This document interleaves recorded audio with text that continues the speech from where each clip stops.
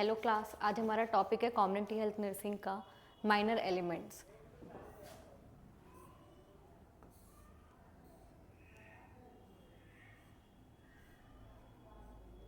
Minor elements क्या होते हैं? अगर हम लोग बेसिक लैंग्वेज में पूछे कि माइनर एलिमेंट्स क्या होते हैं, तो माइनर एलिमेंट्स का मतलब होता है कि जो आपको शॉर्ट टर्म के लिए या शॉर्ट पीरियड के लिए आपको कोई भी अगर आपको एलिमेंट्स हो रहे हैं, जैसे कि आपको हेडेक हो रहा है या फिर आप लोगों को बैक पेन हो रहा है, कोल्ड हो रहा है, कफ हो रहा है, उसको हम क्या काउंट करते हैं? माइनर एलिमेंट्स के अंदर।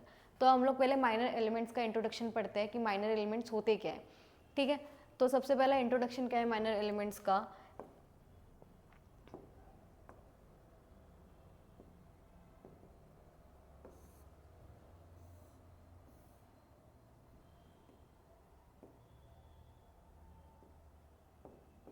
तो सबसे पहला इंट्रोडक्शन है आपका माइनर एलिमेंट्स का। Community health nurse is responsible to provide primary health care in the community. हमारी जो कम्युनिटी हेल्थ नर्स है वो क्या करती है? रिस्पॉन्सिबल होती है किस चीज़ के लिए? हमारे को प्रोवाइड करवाने के लिए जो हमारी प्राइमरी हेल्थ केयर सर्विसेज होती है वो सारी हमारी कम्युनिटी के अंदर। Treatment of minor elements and emergencies is an important component of community health nursing. Treatment हमारी माइनर एलिमेंट्स का और एमरजेंसीज के अंदर जो भी हम लोगों के लिए इंपॉर्टेंट कंपोनेंट्स होते हैं, जो हम लोगों को ट्रीटमेंट मैनेजमेंट प्रोवाइड होना चाहिए, वो सब कुछ कौन करवाती है? हम लोगों को कम्युनिटी हेल्थ नर्सिंग प्रोवाइड करवाती है। इसके बाद next point, nurse should be able to identify the signs and symptoms of a patient and treat them according to the outstanding orders. आपकी नर्स जो होती है वो एबल होती है आइडेंटिफाई करने के लिए उसके साइन एंड सिम्टम्स को, जो भी हमारे पेशेंट के अंदर आ रहे हैं।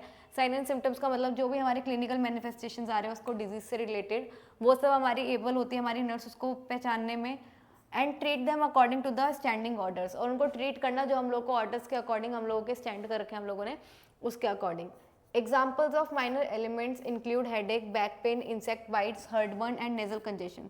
एग्जाम्पल्स दे रखे हैं हम लोग को किसके? माइनर एलिमेंट्स के। क्या क्या होते हैं हमारे? सबसे पहला होता है, बताया इन लोगों ने कि हेडेक होता है, इसके अंदर हम लोगों को बैक पेन होता है, हमें इंसेक्ट बाइट्स होती है, हमें हर्टबर्न होता है और नेजल कंजेशंस होते हैं। तो ये सारी चीज़ें हमारी किसके अंदर आती है? ये हमारे सारे एग्जाम्पल्स हमारे माइनर एलिमेंट्स के अंदर। क्लियर कि हमारा माइनर एलिमेंट्स होते क्या है? कम्युनिटी हेल्थ नर्स इसके अंदर क्या होती है? रिस्पॉन्सिबल होती है जो हम लोग को प्राइमरी हेल्थ केयर हमारी कम्युनिटी के अंदर प्रोवाइड करवाती है। क्लियर। इसके बाद बात करते हैं हम लोग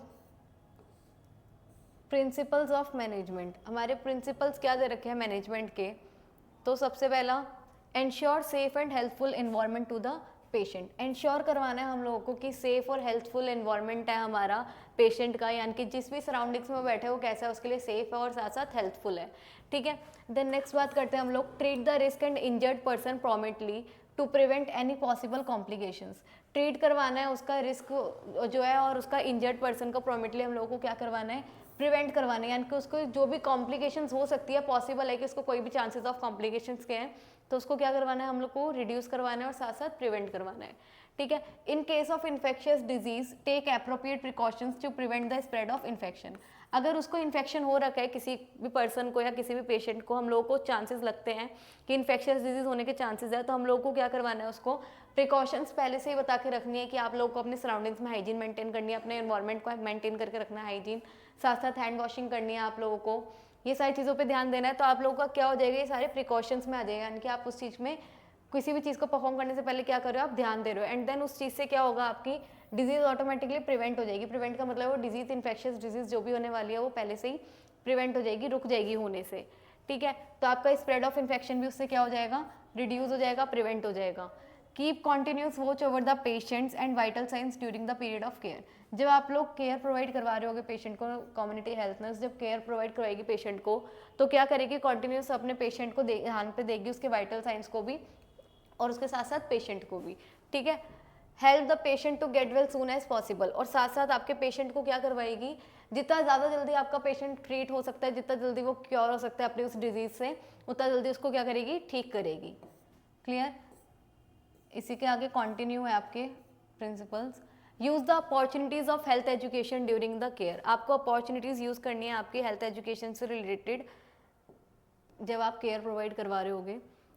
always remember the limitations in providing the treatment और फॉलो द फिजिशियंस इंस्ट्रक्शन। हमेशा ध्यान रखना है कि आप लोगों को लिमिटेशंस क्या है प्रोवाइड करते टाइम आपके ट्रीटमेंट के, और साथ साथ आपको फॉलो करना है आपका जो भी फिजिशियंस आपको इंस्ट्रक्शंस देते हैं उसको आपको क्या करवाना है, फॉलोअप पे रखना है। क्लियर इतना।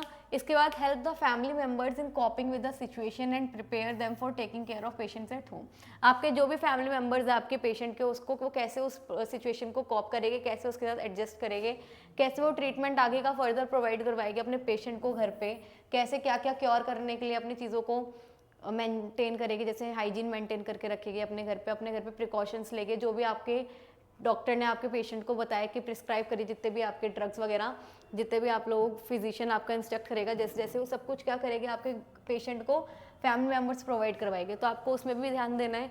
Respect the beliefs of patients, आपको किस चीज़ पे और ध्यान देना है कि आपके पेशेंट के बिलीव्स कैसे है, उसकी भी रिस्पेक्ट करके आपको उसको ट्रीटमेंट प्रोवाइड करवाना है। In case serious condition refer the patient without any delay, अगर कोई भी ऐसी सीरियस कंडीशन होती है तो आपको पेशेंट को क्या करवाना है, रेफर करवाना है विदाउट एनी, किसी भी डिले के, उसके अंदर कोई भी डिले नहीं करवाना है, उसके अंदर आपको पेशेंट को हैंड टू हैंड क्या करवाना है, आगे रेफर करवाना है।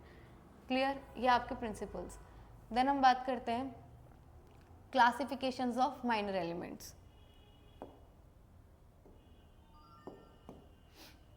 Minor elements can be classified broadly under to headings. आपके माइनर एलिमेंट्स क्या कर रखे, क्लासीफाई करें आपके दो हेडिंग्स के अंदर, कौन कौन सी, जनरल माइनर एलिमेंट्स और सिस्टमिक माइनर एलिमेंट्स। तो हम सबसे पहले बात करते हैं किसकी, आपकी जनरल माइनर एलिमेंट्स की। ये कौन से होते हैं आपकी, it includes common accidents and emergencies which need immediate first aid. ऐसी एमरजेंसीज और आपके ऐसी कंडीशंस जिसके अंदर क्या हो जाए, किसी को एक्सीडेंट हो जाए, कोई एमरजेंसी आ जाए जिसके अंदर आपको क्या करना पड़े, उसको इमीडिएट आपकी फर्स्ट एड प्रोवाइड करवानी पड़े आपके पेशेंट को। In this category, injuries and falls, fracture, burns, dog bite, high fever, heat stroke, diarrhoea या फेंटिंग इंक्लूड होते हैं। यानी कि अगर कोई बच्चा गिर गया है, किसी को इंजरी लग गई है, हो गई है, गिरने की वजह से फ्रैक्चर हो गया है किसी को, या फिर किसी को जल गया है कोई, या फिर किसी को डॉग ने बाइट कर लिया, या उसको हाई फीवर बहुत ज़्यादा हो रहा था, या फिर उसको गर्मी की वजह से स्ट्रोक आ गया है, या फिर किसी पर्सन को डायरिया हो गया यानी कि वाटर स्टूल हो रहा है, या फिर कोई फेंट हो गया यानी कि चक्कर आ गया। तो ये सारी चीज़ें आपके किस में आती हैं, ये सारे आपके जनरल एलिमेंट्स के अंदर आते हैं। क्लियर, ये सारे आपके किस में आते हैं, आपके जनरल एलिमेंट्स के अंदर आते हैं। देन सेकंड बात करते हैं हम सिस्टमिक माइनर एलिमेंट्स की। It includes the smaller elements which affect the various systems of the body. ये आपकी क्या इंक्लूड करता है, स्मॉलर एलिमेंट्स को जो आपके क्या करते हैं, सिस्टम आपकी बॉडी के उनको अफेक्ट करते हैं, वो सारे आपके किस में आते हैं, आपके सिस्टमिक माइनर एलिमेंट्स के अंदर। क्लियर, जैसे कि आपके एग्जाम्पल्स में दे रखे हैं, डाइजेस्टिव सिस्टम सबसे पहले दे रखा है। सबसे पहला क्या दे रखा है, डाइजेस्टिव सिस्टम, जैसे कि किसी को टूथ एक हो गया यानी कि किसी के दांत वगैरह में पेन हो रहा है, किसी को स्टोमेटाइटिस हो गया हो, सॉरनेस इन माउथ हो गई हो, कॉन्स्टिपेशन हो रखा हो, किसी को डायरिया हो जाए, इनडाइजेशन हो जाए यानी कि डिफिकल्टी इन डाइजेशन हो रही हो, किसी को वॉमिटिंग हो रही हो, किसी को एब्डोमिनल डिस्टेंशन हो रखे यानी कि टेंडरनेस हो रखे, फुलनेस ऑफ एब्डोमिनल कैविटी का लग रहा हो, पेन हो रखा हो किसी को, या किसी के इंटेस्टाइनल ऑब्स्ट्रक्शन यानी कि किसी के इंटेस्टाइन के अंदर ऑब्स्ट्रक्शन अकर हो गई हो, या फिर किसी को हेमोरॉइड्स हो रखा हो यानी कि आपके किसी पेशेंट को पाइल्स हो रखा हो। तो सारी चीज़ें आपकी किसकी है, डाइजेस्टिव सिस्टम के अंदर का पार्ट है ये। क्लियर, इसके बाद ये सारे आपको बताइए कि हम किसके बारे में बात कर रहे हैं, सिस्टमिक माइनर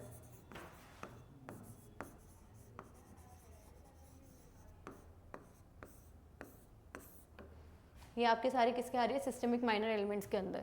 देन सेकंड हम बात करते हैं यूरिनरी सिस्टम के अंदर किसी को मिक्चुरेशन के टाइम यानी कि यूरिन अवॉइड करने के टाइम पर आपके क्या हो रहा हो, यूरिन अवॉइड के टाइम पर आपके पर्सन को बर्निंग सेंसेशंस आ रही हो, किसी पर्सन को हीमेचूरिया हो रखा हो, हीमेचूरिया का मतलब यानी कि ब्लड इन यूरिन हो रहा हो किसी पर्सन को, ठीक है, उसे कहते हैं। या फिर किसी को रिटेंशन ऑफ यूरिन हो रहा हो, या फिर यूरिनरी इन्फेक्शन हो रखा हो किसी को, किसी के यूरेथ्रा पूरे उसमें यूरिनरी ब्लैडर के अंदर क्या हो रखा हो, इन्फेक्शन हो रखा हो किसी को, या फिर किसी को रिनल स्टोन हो रखा हो यानी कि किसी को किडनी स्टोन हो रखा हो, जिस टाइम पर उसको क्या हो, पास ऑन करने में यूरिन वगैरह में पेन होता हो स्टमक एरिया में। इसके बाद न्यूरोमस्कुलर सिस्टम दे रखा है, किसी को हेडेक हो यानी कि सर में दर्द है, किसी को बैक एक हो रखा हो, किसी को कन्वर्जन्स आ रहे हैं, या एपिलेप्टिक फीट्स आ रहे हैं यानी कि एपिलेप्टिक फिट्स का मतलब है कि आपके किसी पर्सन को एपिसोड्स में आपके क्या आ रहे हो, सीजर्स आ रहे हो।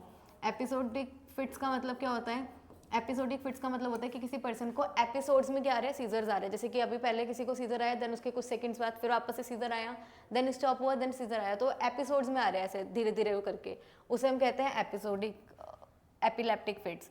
इसके बाद रिप्रोडक्टिव सिस्टम क्या है, किसी को डिस्मेनिया हो रखा हो यानी कि डिस्मेनेरिया का मतलब है डिफिकल्टी इन मेंसेस हो रखी हो किसी को, तो वो भी आपके सिस्टमिक में आएगा। किसी को हैवी ब्लीडिंग होती है तो भी आएगा। सोर्स और डिस्चार्ज हो रखा हो किसी के जेनिटल से, या फिर किसी को ब्रेस्ट लंप हो रखे हो, तो ये सारा आपका किस में आता है, सिस्टमिक माइनर एलिमेंट्स के अंदर। क्लियर,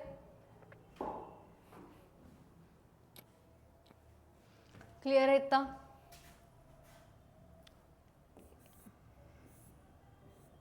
ये यहीं पे खत्म हो गया। ये जो हमने ऊपर पढ़े हैं ये आपके क्लासिफिकेशन दो तरीके की थी, कौन कौन सी, जनरल और सिस्टमिक। जनरल वाली हम लोगों ने पढ़ ली। जनरल के अंदर क्या क्या आता है आप लोगों का, हाई फीवर, फ्रैक्चर, बर्न्स, जो भी आपके इमीडिएट केयर में आपके पेशेंट को आप लोगों को प्रोवाइड करवाना पड़ता है, फर्स्ट एड, वो आती है सारी आपके जनरल माइनर एलिमेंट्स में। लेकिन सिस्टमिक वाले में क्या होती है, किसी भी पर्सन के आपके सिस्टम में अगर प्रॉब्लम आ रही है तो वो किस में आएगी, सिस्टमिक माइनर एलिमेंट्स में। जिसके एग्जांपल्स हम लोगों ने ऐसे पढ़ लिया कि डाइजेस्टिव सिस्टम में होता है, यूरिनरी सिस्टम, न्यूरोमस्कुलर सिस्टम या फिर रिप्रोडक्टिव सिस्टम, ये सब किस में आएंगे, आपके सिस्टमिक माइनर एलिमेंट्स में। अब इसके बाद हम बात करते हैं general steps for management of minor elements. आपके जनरल स्टेप्स क्या है आपके management, general steps for management of minor elements. General steps क्या है आपके मैनेजमेंट के लिए माइनर एलिमेंट्स के? असेसमेंट, सबसे पहले असेसमेंट करना क्या, taking the history, performing quick physical examination. आपको क्या करना है, आपकी हिस्ट्री कलेक्ट करनी है, साथ साथ क्या करवाना है, फिजिकल एग्जामिनेशन भी आपको चेक करना है। यानी कि असेसमेंट का मतलब ये होता है कि आप असेस करो किसी पर्सन को, फिजिकल असेसमेंट और हिस्ट्री कलेक्शन, ठीक है। देन इसके बाद क्या है, finding the cause, making the diagnosis and planning for care. आपको सबसे पहले उसका कॉज यानी कि जो भी उसकी ईटियोलॉजी है, जो उसका कारण है बीमार होने का या तो उसको आपको सबसे पहले क्या करना है, फाइंड आउट करना है। देन मेकिंग द डायग्नोसिस, आपको उसको डायग्नोस कैसे करना है, आप उसके क्या चेकअप्स करवाओगे, क्या उसका टेस्ट वगैरह करवाओगे, सब कुछ आपको डायग्नोस करवाना है। देन उसके बाद प्लानिंग फॉर केयर, आप उसकी फिर केयर कैसे प्रोवाइड करवाओगे, उसको प्लानिंग करनी है वो सारी चीज़ें कि आप उसका मैनेजमेंट कैसे करवाओगे, मेडिकल मैनेजमेंट कैसे करवाओगे, नर्सिंग मैनेजमेंट क्या करवाओगे, ये सारी चीज़ें आप लोगों को क्या करनी है, उसकी केयर के अंदर प्लानिंग करवानी है। तो सबसे पहले आपको क्या करना है, फाइंड करना है कॉज को, देन आपकी डायग्नोसिस को मेक करना है, देन प्लानिंग करनी है केयर के लिए। Then providing treatment and nursing care, provide करवाना है आपको ट्रीटमेंट और नर्सिंग केयर। ये आपके जनरल स्टेप्स है जिससे आप माइनर एलिमेंट्स को क्या कर सकते हो, मैनेज कर सकते हो। Then evaluating the care condition of the patient, और इवेल्युएशन लानी है आपकी केयर और कंडीशन आपके पेशेंट के अंदर। इवेल्युएशन का मतलब है चेंजेस लाने हैं, और इवेल्युएशन हमेशा जब भी आते हैं तो पॉजिटिव इवेल्युएशन आने चाहिए कि आपके पेशेंट को जब ठीक कराता तो उसके बाद आपकी जब हमने मैनेजमेंट वगैरह प्रोवाइड करवाया, उसको ट्रीटमेंट प्रोवाइड करवाया, तो उसके बाद क्या होगा, आपका पेशेंट उसके बाद क्योर हो जाए, ठीक हो जाए, रीस्टोर हो जाए उसकी हेल्थ, ठीक है। तो सारी इवेल्युएशंस में आते हैं। क्लियर, ये आपके जनरल स्टेप्स है आपके मैनेजमेंट ऑफ माइनर एलिमेंट्स के। क्लियर, ये आप नोट डाउन कर सकते हो, ठीक है। क्लियर है नहीं, क्लियर।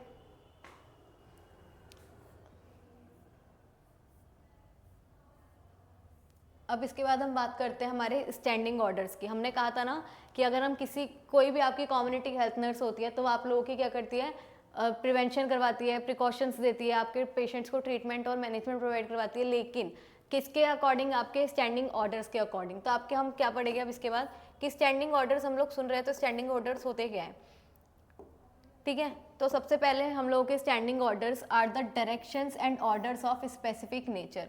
आपके स्टैंडिंग ऑर्डर्स क्या होते हैं, डायरेक्शंस होती है और एक ऑर्डर होते हैं जो एक स्पेसिफिक नेचर में होते हैं। On the basis of these, in the non availability of doctor, the nursing and health workers can provide treatment to patients at home, hospital और health institutions and community. On the basis of, ये किसके basis पे बनाया है, जब हमारे पास doctor क्या है, नॉन अवेलेबिलिटी है, इनकी डॉक्टर हमारे पास टाइम पे अवेलेबल नहीं है। तो आपके जो भी आपके नर्सिंग डिपार्टमेंट के या फिर आपके जो भी हेल्थ वर्कर्स हैं वो ट्रीटमेंट प्रोवाइड करवाएगी आपके पेशेंट को, कहाँ पे, आपके हॉस्पिटल में, होम्स में या फिर आपके हेल्थ इंस्टीट्यूशंस या कम्युनिटी के अंदर। तो किसके बेसिस पे करवाएगी, किसके बिहाफ पे करवाएगी, तो किसके बिहाफ पे करवाते हो, अपने स्टैंडिंग ऑर्डर्स के अकॉर्डिंग। तो जनरली दीज इंस्ट्रक्शंस और orders are in written form, it is appropriate to follow standing instructions only on temporary basis. आपके जो ये स्टैंडिंग ऑर्डर्स बना रखे हैं, ये किसके बिहाफ पे आपके इंस्ट्रक्शंस और ऑर्डर्स दे रखे हैं इन्होंने, ये आपके रिटर्न फॉर्म में होते हैं। सबसे पहली चीज़ तो ये कैसे होते हैं, रिटर्न फॉर्म में होते हैं, और सेकेंडली अप्रोप्रिएट होते हैं कि आप इसको क्या कर सकते हो, इन इंस्ट्रक्शंस को आप फॉलोअप करवा सकते हो। लेकिन आप फॉलोअप किसके बिहाफ पे करवाओगे, ये टेम्परेरी बेस पे, ये कोई परमानेंट बेस नहीं है कि आपके पास हमेशा डॉक्टर अवेलेबल नहीं होगा। इनकेस डॉक्टर अवेलेबल नहीं होता है तो आपके बिहाफ पे आप लोग का जो भी नर्सिंग स्टाफ है, जो भी हेल्थ वर्कर्स है, वो ट्रीटमेंट प्रोवाइड करवा सकते हो उसको, ठीक है, लेकिन टेम्परेरी बेस पे। अब इसके ऑब्जेक्टिव्स क्या है, ऑब्जेक्टिव्स टू मेंटेन, ये तो छोटा हो जाता है,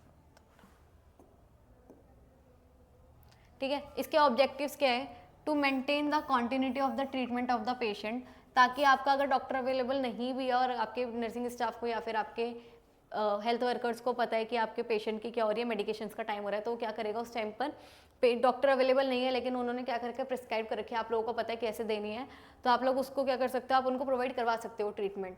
तो ताकि आपका इसका स्टैंडिंग ऑर्डर्स बनाने का ऑब्जेक्टिव सबसे पहला यही है कि आपकी जो पेशेंट को ट्रीटमेंट मिल रहा है वो कैसा मिले, कॉन्टिन्यूटी में मिले, एक रेगुलरिटी में मिले, कॉन्टिन्यूटी में मिले। तो इसका सबसे पहला ऑब्जेक्टिव क्या है, to maintain the continuity of the treatment of the patient.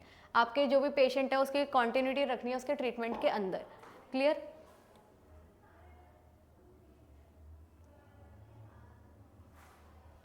Next, to protect the life of patient to resuscitate him. आपके प्रोटेक्ट करनी है आपके पेशेंट की लाइफ को, उसको वापस से रिकवर करवा के। To create the feeling of responsibility in the members of health team. इसके अंदर से आपके स्टैंडिंग ऑर्डर्स बनाने से क्या होता है, आपके इसका ऑब्जेक्टिव कि इसके अंदर आपके जो भी हेल्थ टीम के मेंबर्स हैं उन सबके अंदर क्या आती है, रिस्पॉन्सिबिलिटी की फीलिंग आती है कि अगर डॉक्टर अवेलेबल नहीं है तो भी उन लोगों को क्या करना है, उस पर रिस्पॉन्सिबिलिटी मेंटेन करके रखनी है अपने पेशेंट्स के साथ अपने। ठीक है, ये थे आपके स्टैंडिंग ऑर्डर्स और उसके ऑब्जेक्टिव्स।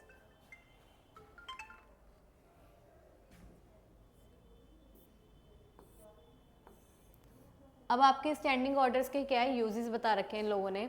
तो यूजेस क्या है इसके, प्रोवाइडिंग ट्रीटमेंट ड्यूरिंग इमरजेंसी। आपको क्या करवाना है, प्रोवाइड करवाना है ट्रीटमेंट, कब, आपकी ड्यूरिंग द इमरजेंसी पे। ठीक है, enhancing the quality and activity of health services. ये आपका क्या करवाता है, इनहेंस करवाता है, यानी कि बढ़ाता है आपकी हेल्थ सर्विसेज की क्वालिटी को भी और उनकी एक्टिविटीज़ को भी। Strengthening of primary health services in the community. Strength provide करवाता है आपके प्राइमरी हेल्थ सर्विसेज में, जो भी आपकी कम्युनिटी के अंदर प्रोवाइड होती है वो सारी सर्विसेज के अंदर। डिसेंट्रलाइजेशन ऑफ हेल्थ रिस्पॉन्सिबिलिटीज़, आपकी डिसेंट्रलाइजेशन करवाता है आपकी हेल्थ की रिस्पॉन्सिबिलिटीज़ को। Developing the feeling of confidence and responsibility in the nursing and other health workers. ये क्या करवाता है, डेवलप करवाता है आपकी फीलिंग में, किस चीज़ पे, आपके नर्सिंग स्टाफ के अंदर, आपके हेल्थ मेंबर्स के अंदर, हेल्थ टीम के मेंबर्स जो भी है सारे हेल्थ वर्कर्स के, उनके अंदर क्या करवाता है, डेवलप करवाता है एक फीलिंग ऑफ कॉन्फिडेंस को, कि उनके अंदर एक कॉन्फिडेंस बिल्ड होता है और साथ साथ एक रिस्पॉन्सिबिलिटी भी बिल्ड होती है। In the nursing and other health workers, जो भी आपके नर्सिंग स्टाफ है चाहे फिर वो हेल्थ वर्कर्स हो, सबके अंदर एक क्या होती है, कॉन्फिडेंस और रिस्पॉन्सिबिलिटी की फीलिंग डेवलप्ड होती है, बिल्डअप होती है। Enhancing the faith of general public in medical institutions, community health services. ये आपके स्टैंडिंग ऑर्डर्स करने की बिहाफ पे क्या होता है, इसका मेन यूजेस ये भी है कि आपकी क्या होती है, जनरल पब्लिक के अंदर क्या होता है, मेडिकल डिपार्टमेंट्स को लेकर, मेडिकल कम्युनिटी हेल्थ सर्विसेज को लेकर क्या होती है, उनका फेथ, उनका विश्वास, उनके रिलीज ज़्यादा बढ़ जाता है, इन्हेंस हो जाते हैं। ठीक है, तो ये सारे आपके क्या है, ये सारे आपके यूजेस है, ये आपके किसके, आपके स्टैंडिंग ऑर्डर्स के, कि क्या क्या यूज होते हैं हमारा उसका। इसके बाद है management of minor elements as per standing orders, यानी कि हम मैनेजमेंट कैसे करते हैं इसको। इतना क्लियर है? Management of minor elements as per standing orders. हमारा मैनेजमेंट कैसे है हमारे माइनर एलिमेंट्स का, किसके बिहाफ पे, हमारे स्टैंडिंग ऑर्डर्स के अकॉर्डिंग। सबसे पहला क्या है आपका, while working in health sub centre, primary health centre, community health centre, hospital और इंस्टीट्यूट और होम और community, many times the community health nurse और other nurse faces the situation when it is necessary to provide treatment to the patient, example at that time or place where no doctor is available or is likely to come late। आपका क्या है, आपका कोई भी person है, आपका मतलब ऐसे पेशेंट आया है उस टाइम पर जब आपका डॉक्टर अवेलेबल नहीं है, या फिर आपका डॉक्टर क्या है लेट आ रहा हो या फिर अवेलेबल ना हो, कुछ भी सिचुएशन हो सकती है, तो उस टाइम पर क्या है हमारे पास, ये ऐसी सिचुएशन है एग्जाम्पल की जिसके अंदर आपके पेशेंट को क्या करना है, हम लोग को ट्रीटमेंट प्रोवाइड करवाना ही करवाना है, मैनेजमेंट प्रोवाइड करवाना ही है। तो आपकी क्या करती है नर्स, उस फेस करती है सिचुएशन को, अपने पेशेंट को क्या करवाती है, ट्रीटमेंट प्रोवाइड करवाती है, किसके बिहाफ पे, अपने स्टैंडिंग ऑर्डर्स के अकॉर्डिंग। तो उसका वही बता रखा है कि वाइल वर्किंग, जब आपके काम करते हैं हेल्थ सब सेंटर्स के अंदर या फिर प्राइमरी हेल्थ सेंटर्स के अंदर या किसी कम्युनिटी हेल्थ सेंटर में या फिर कोई हॉस्पिटल इंस्टीट्यूट या फिर कोई होम सर्विस भी प्रोवाइड करवा रहा है किसी को होम विजिट्स के लिए या फिर कम्युनिटी के अंदर, तो ऐसा बहुत बार होता है कि नर्स या फिर नर्स के जो भी हेल्थ टीम मेंबर्स है या फिर बाकी के जो हेल्थ वर्कर्स है उनको ये सिचुएशन फेस करनी पड़ती है। तो इसको हम क्या करते हैं, ऐसी सिचुएशंस पे क्या करते हैं, इसको अप्लाई करवाते हैं, यूज़ करते हैं और इसको मैनेज करते हैं। तब हम लोग क्या करते हैं, अपने पेशेंट को जो भी फर्स्ट एड प्रोवाइड करवानी है, जो भी इमीडिएट केयर प्रोवाइड करवानी है, वो आपका नर्स या फिर हेल्थ टीम मेंबर्स प्रोवाइड करवा सकता है।